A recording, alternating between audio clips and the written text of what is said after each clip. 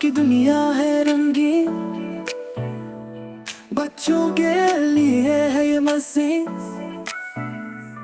गुड़िया घोड़े और बंदर भी सब खिलौने हैं बच्चों के लिए।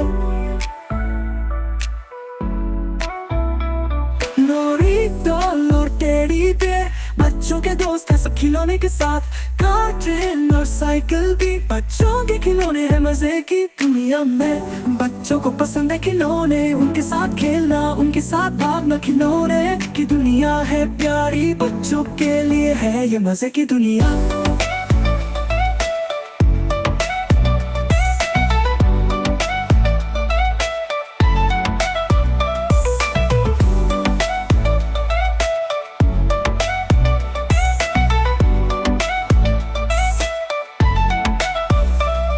खिलौने की दुनिया है रंगीन, बच्चों के लिए है ये मजे की दुनिया में।